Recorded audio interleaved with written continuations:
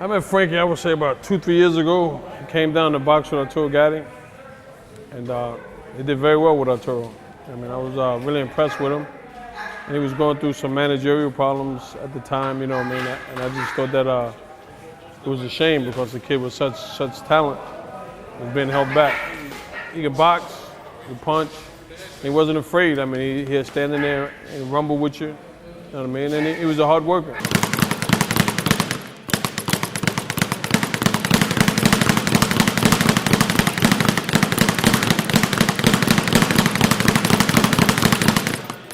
He's got to work on his jab. You know what I mean? And there's times he wants to brawl when he doesn't have to. You know what I mean? He's the type that if you hit him, he wants to get it back. And my thing is, you know, if you get hit, just think about what you did wrong and you get it back later on. But when he gets hit, or if you think a guy is trying to outman him, and he wants to stand there and show the guy, look, you know what I mean? I'm as much man as you, but I mean, you can still do that without doing that. You know what I mean?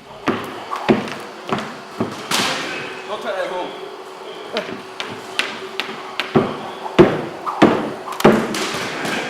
It's like Mario Brothers or something like that.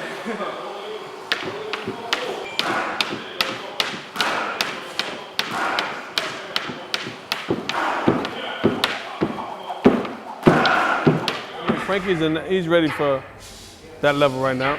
You know what I mean? I just think that right now at this point he needs another fight. I mean, he needs to be more busy. And the busier he is, the better he's going to get.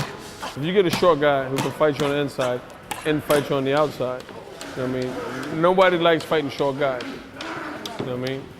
But if you get a short guy who can box, punch, and do it all, I think you have a big problem. I mean, I was short when I moved up to welterweight, but that didn't stop me. You know what I mean? So, I mean, I don't believe in the height issue.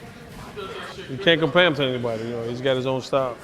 I mean, he's got his own way of doing things. So the key is just really for me and him to really get it to work together so that it can work better for him. You know, what I want him to do and what he likes to do. I mean, you know, he's the only guy I know likes to shadow box 10 rounds before he works out. You know what I mean? So, you know, like one day I told him 4 rounds, he looked like he wanted to cry. So yesterday, I told him to do as many as he wants. I mean, he surprised me today when he only did 6. I expect him to be in there for at least 45 minutes. You know what I mean? But, you know, it works for him, so if it works for him, you know what I mean, it doesn't bother me. Yeah, Frankie's a good fighter. I met Frankie when he came over to Manchester to spar with Ricky. So I think he got injured or something. He had a few spars, but he did well. He held his own. Ricky was really on top of his game then as well. But I think he learned a lot from Ricky. He's a real nice guy, and I wish him well.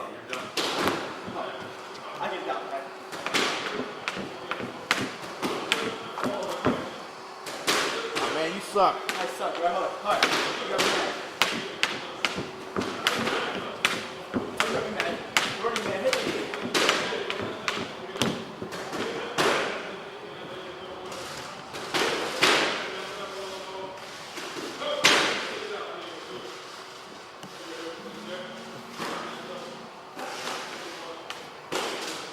you're not confident in yourself, the game is already lost. I'm trying to do a mixture of a Paulie Malignaggi jab with a Gato finger roll jab. Let me explain. Paulie, exhibit number 1, throws a jab from low from his hip, right? Okay. Well, he can throw 2 jabs quick like that. I, on the other hand, can't throw 2 jabs that quick. So what I would try to incorporate in the style of a Paulie / Gato jab is to throw a jab from the hip and pop it from the same spot. Let me do a slow motion.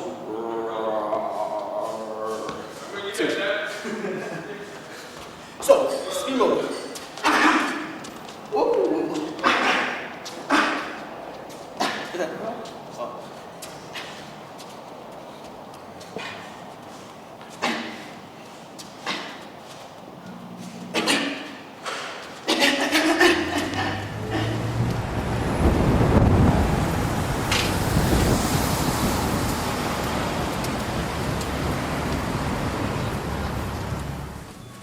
How you feel, Tizzy, all right?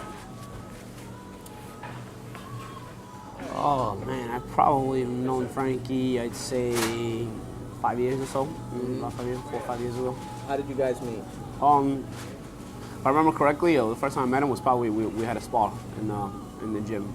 If I remember correctly, I remember my old trainer brought him to the gym.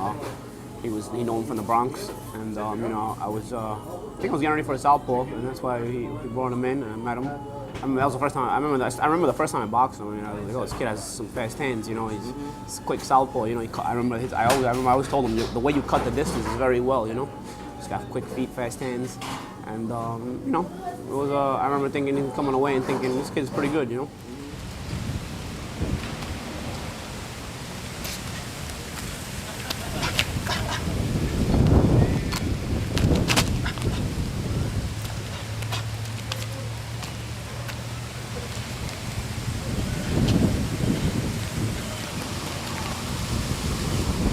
This is a kind of business. In a lot of businesses, sometimes it's not how good you are, it's the connections you have.